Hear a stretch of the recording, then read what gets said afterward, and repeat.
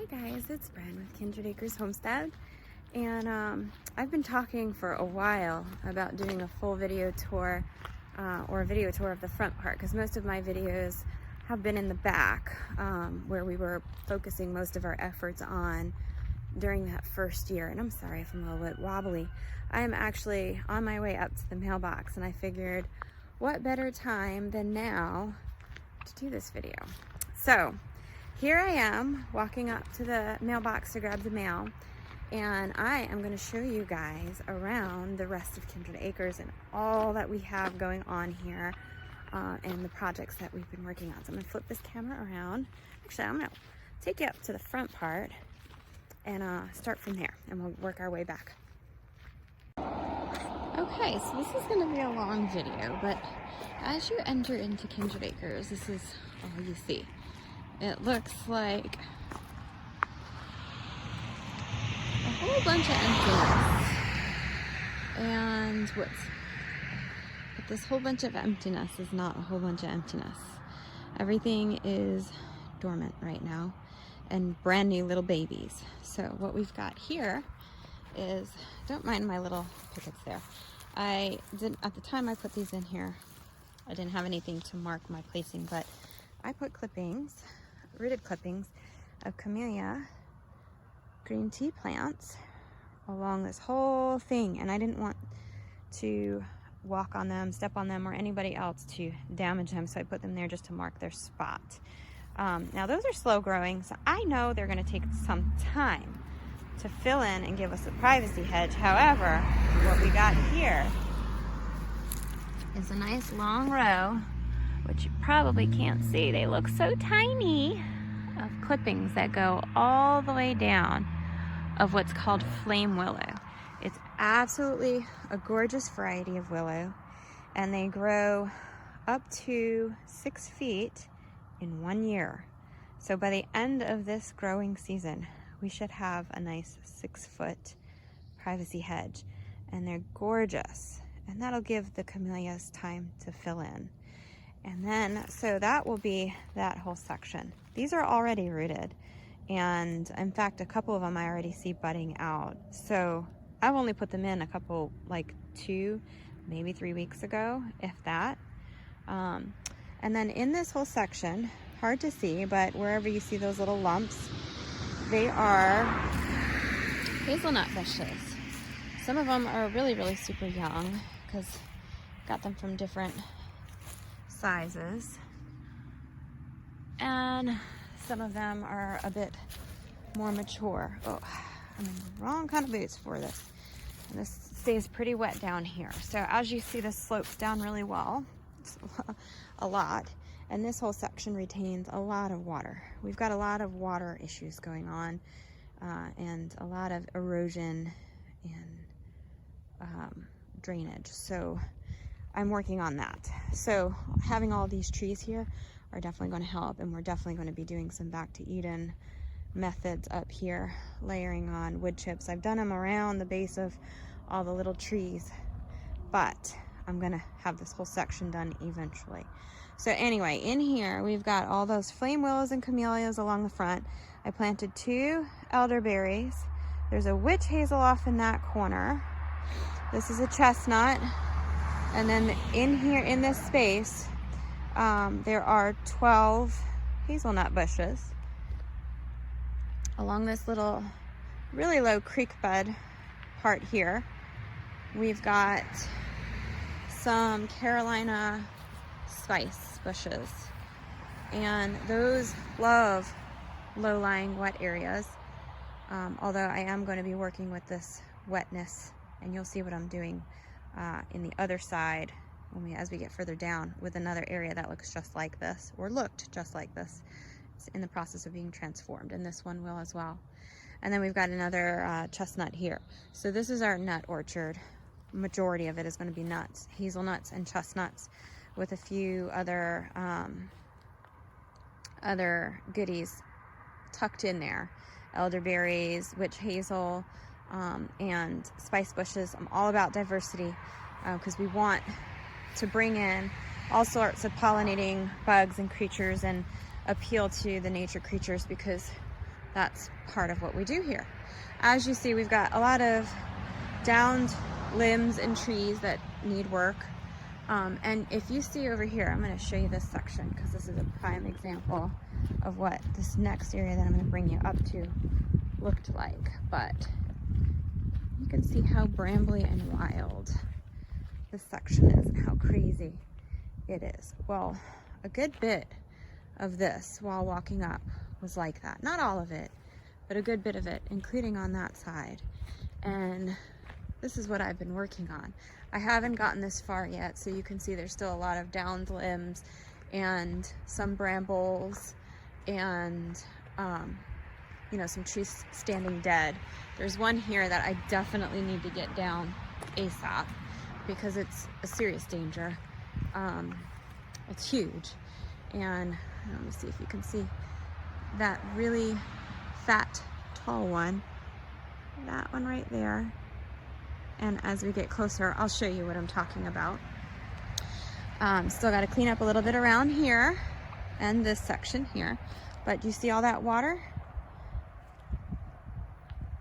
And so this is like a little creek bed.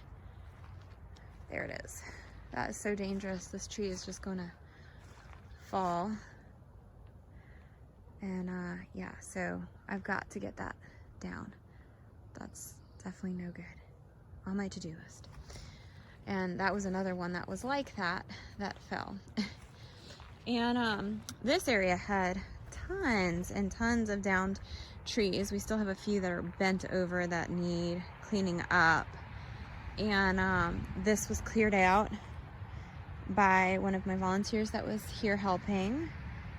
This is where we're planning to put our beehives, right on the other side of this little bushy section, kind of out of sight of the roadway, but not as close to the back part where we frequent and our drum circles are held and sacred circle. This is what my mentor that comes out here, she and I were working on this last time, cleaning up under here, and we got, you know, 3/4 of the way done. You can see how brambly it was.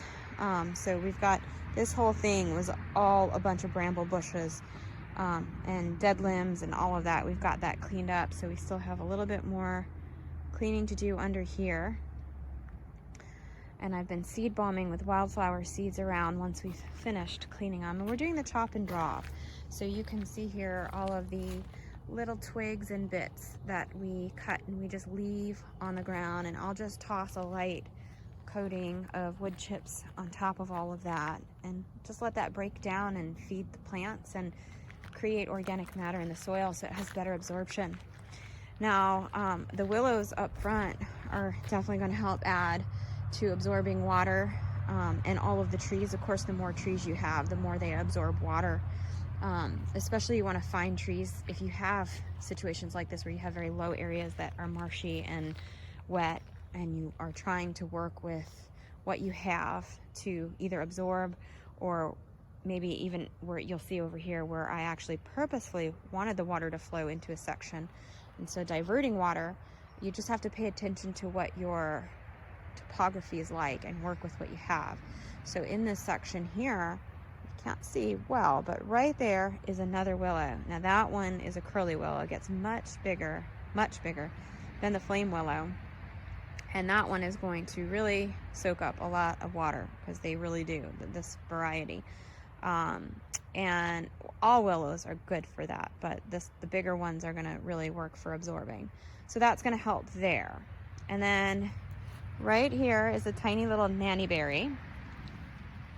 Over here, we cleared out, so you can see here in this section, a lot of the hardwoods are trying to take over, and the pines were weaker and are falling. And so what I did was I cleared out some sick and sad looking pines, and I am leaving the hardwoods to take over. And so that's really going to help with many different things, but the pines are allopathic, and when they drop their needles, they acidify the soil, which is fine. And so this section here is a mix of pines and hardwoods. And so what we put here are plants that are very adaptable to both acidic and non-acidic soil. And these here are the Saskatoon service berries. And they're going to be perfect for this section because they do great in shade, dappled sun, full sun. They're so adaptable to any soil type and sunlight situations, and they're beautiful. They're absolutely a superfood, delicious, and very high in nutrients. So if you take note, most of what we're planting, not all, but most of what we're planting, we're trying to have it to where it's either medicinal, edible, or useful in some way. The willow is great for basket weaving and making arches and things like that. Now, if you notice here, we've got a creek where it's draining from this side here, under the driveway, and into here where we built our little frog bog. And behind that, let me come over from this side here. So over here, what I did was I put a marsh garden in. So I didn't trench or put gravel or anything down like you would with a rain garden. I left it like it was. I put a little bit of berm to slow the water down a little bit so it doesn't wash everything out. And then I put some 1/2 to 3/4 composted wood chips in the front right there. Before I put the chips down, I put our medicine seeds. And so those are going to be seeds for marshmallow. These are things that love to be in marshy, moist areas. Now, we don't want standing water like this. We want it to be very damp, but not standing water. So it tells me right here, I need to add a little bit more wood chips over this section. We're not done by any means. I still have rocks to put in over here to help the water. And so I did kind of trench just gently to help the water know which way to go. And so it goes over there. And then on the other side of the frog bog, below there, I did dig out. So any excess will go down there. And in there is where I put some rocks and then covered it with wood chips. And so that whole berm there is going to get covered with wood chips. And so when I say berm, what that is there's only one hole there, but the rest of it was caved out from the water just eroding it. So we filled it in with downed trees and limbs that came down, and then on top of that we're going to fill with wood chips, and that's going to help build soil. It's going to break all of that down to become soil, and it's going to help absorb all the excess moisture so we don't have all this standing water. Because I don't know if you guys have ever been in an area where you have marshiness, but it stinks. The standing water really gets stinky, and it pulls in mosquitoes like crazy. Last year we had a lot of mosquitoes, and the year prior too. And so this is going to help solve that issue. Plus, with all the excess moisture, that's why a lot of these trees keep falling. It's just too wet.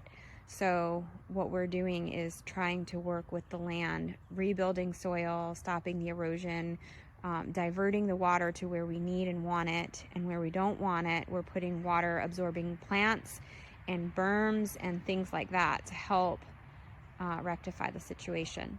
So over here we're planting on the high end, which I know it looks like that's low, but this is not low. This is up higher. This is still on the slope. The low part comes right after the berm. So this is going to be damp, slightly damp, but not wet at all. And this is where our irises, these are wild irises that we actually got from Chickadee Farms. She had them there and she needed help digging them up. So we went, helped, and spent a couple hours there digging them up and planted them here. And Clea actually helped me plant them. And we put a little walkway over here, which I really enjoy having a little walkway and pathways. We're going to be putting pathways through this section because I think pathways are important. They kind of give you an idea of where to stroll, where to wander, and keep things neat and tidy. And so again, the same thing on this side. We have our little medicine bed where our medicine garden is, and there's some black cohosh here. There's some 2 different types of marshmallow, sweet woodruff, and a bunch of other things. Now, considering it just rained all day yesterday and the day before and early this morning, and the water is only just a little bit pooling, I know I'm going to have to add more chips here. That is really good because normally this would be well over ankle deep. And so obviously it's doing its job. Now I had just done this last night, so this did not have enough time to fully absorb everything, where you can see on this side there's no standing water at all. It's all absorbed in. And that's because I did this a few days ago. And so this has had time to absorb what was already there and be able to adapt and take what came yesterday and the day before. So this too will eventually be like that, where there's no standing water. And that's exactly what we're going for. So I'm not finished here. I still have a lot more to work on and do, but this is what I've been working on the last few days. And look at how clean and clear all of these, there were so many brambles strangling these trees. Like you saw up front, this area was not, you couldn't pass through here. It was not walkable.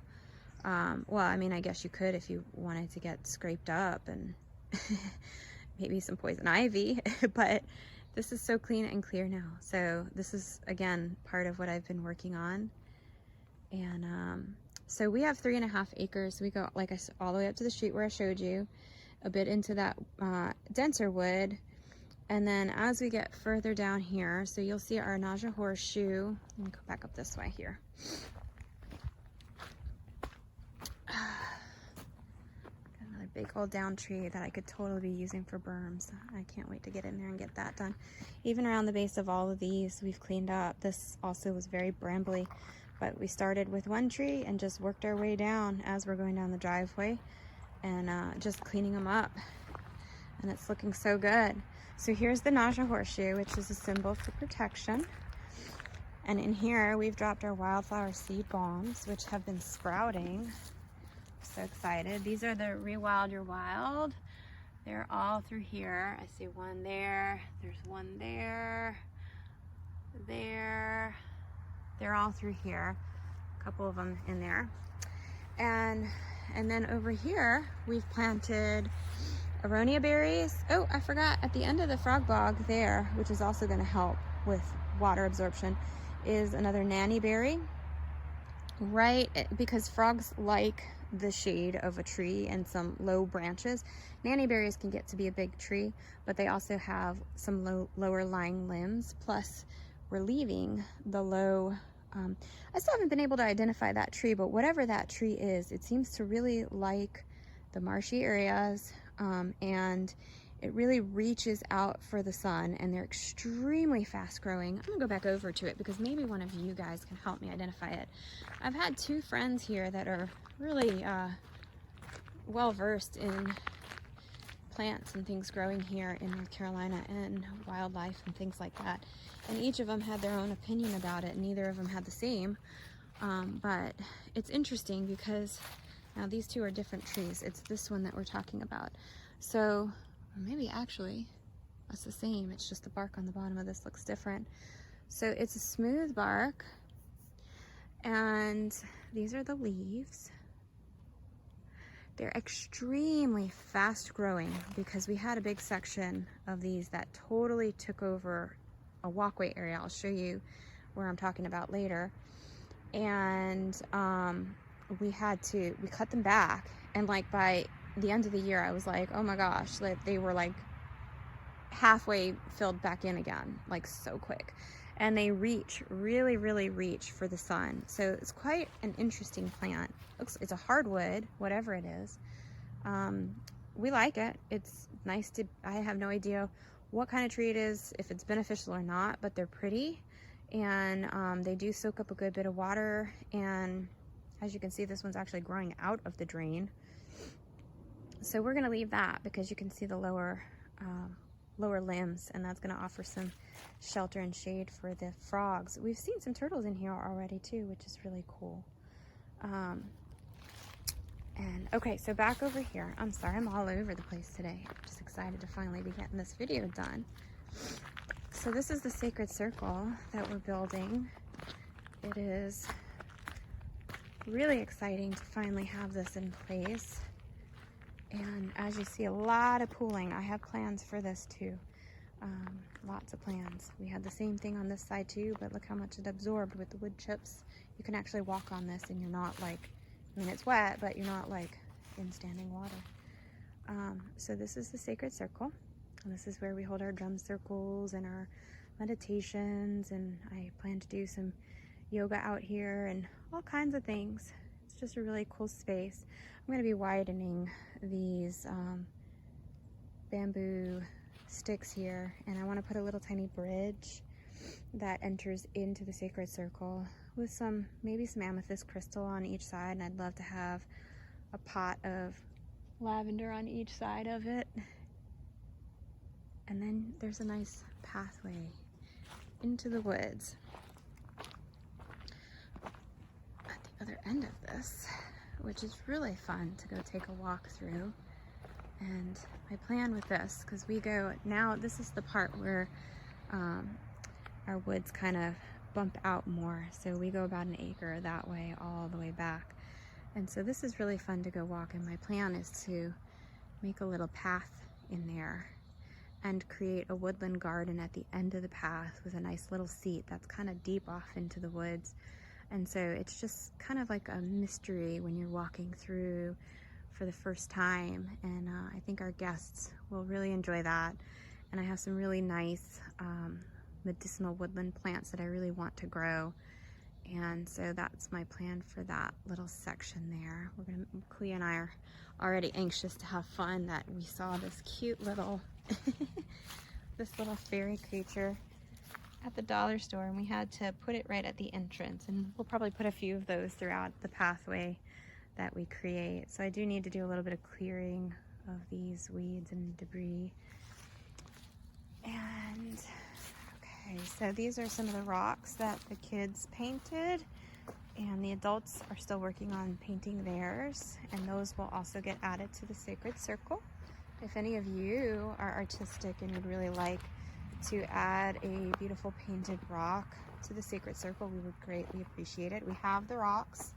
I can drop them off to you, or you can pick them up, and they will go around our sacred circle. I have a friend that's going to be doing a really beautiful mandala design. I've got another friend who's working on a really cool nature looking design. So it's okay, we'll get you another one.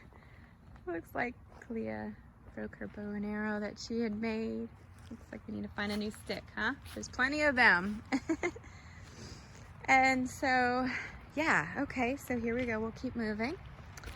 And I did plant some wildflowers around the base of this tree here, and because this opens up to now a little bit more sun that will come through, I did a few other cool plants in here. I'm going to be cleaning up a little bit more, but stuff that will do really well in this section. Now this area here is the area I'm hoping, see, we've already dropped one load of chips here, and look how gorgeous. We dropped it about a year ago. It's totally absorbent, totally turned to earth. It's really helping to absorb where over here is very dipped down low and eroded. You can see big spots of erosion. So I'm gonna have a couple loads of chips dropped in, and I'm just gonna spread it, raise this back up, give back lots of organic matter, and let this absorb and raise up. And then eventually, what I'd love to do is clear this little spot out here, put a little crush and run, and make a little tiny cabin or RV area there for our guests or people who want to come and do a work exchange, and possibly put some crush and run. Oopsie, I dropped my mail. Possibly put some crush and run over this section once it's all absorbed and better stable, and do like a circular drive, because we do have a circular driveway at the end here, which I'll show you in just a moment. But often when we have our events, we need more parking. And this is the front yard, so we call all of that the far front. And then this is the front yard. And so we have a picnic table, some bird houses, a little chimney, a little swing, and these trees the kids love to climb. There's our house, of course, and the circular driveway, and our downed greenhouse tent that I never did clean up, which I will get around to. Another bird house, some wood chip piles that we have here. And then along this fence, we planted some fig clippings. So this year those should fill in. We've got our pear tree and some mulberry trees, and then the backyard food forest, which y'all have seen on other videos.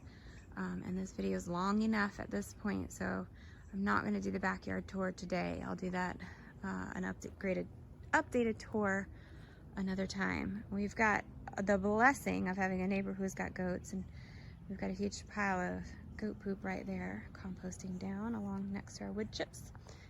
And so we've got, I started clearing kind of a little bit of this section here too. Now down here, this is the walkway I was talking about. I go all the way up. Let me see if I could get over here. It's pretty marshy right now, and I don't have the right kind of shoes on. I should have worn my better shoes, but my intention was to just go get the mail, and somehow it turned into a video. But we go all the way back to that blue pavilion, which I know you can't really tell in the video depth-wise, but that's a good ways back. And so this section here, I'm going to show you above, gets dappled sun, not full sun. It is a little marshy, but that's totally an easy fix. Again, I don't know what I'm going to do with that section. I could plant stuff. I could make a fenced-in area for some animals if I choose to. I could, I don't know. What do you guys think? Now in the backyard we have plenty of fruit trees going on, and the food foresty area, and annual vegetable garden. And so what else can you guys think of that we could do with this section? Give me your thoughts in the comments. Let me know what you think would go great here. Again, we go about an acre into the woods that way, and that's pretty dense woods. We're leaving that wild and woody like it is. It's doing great on its own, and we kind of really enjoy having that dense wooded area. We have lots of nature creatures that we see visiting through here: deer, fox, beavers, all kinds of stuff. So, you know, of course we might clear up some pathways, but apart from that, the rest is gonna fend for itself. So that's the rest of Kindred Acres. I'm really happy I finally got this done, and I'm glad that I got it done when I did, because everything, all the little trees that we planted are still small and dormant, and so you're gonna get to see the difference when they grow. Like you're kind of seeing, not quite the beginning, because unfortunately I am really not good at remembering to take before and after pictures and videos, and I really regret that I didn't. But a lot of what you're seeing here, this dense woodiness, this is exactly what those spots where I have cleaned up were looking like. And so you can kind of get an idea of all of these brambly vines and how impassable it is. It's and these vines are incredibly spiky,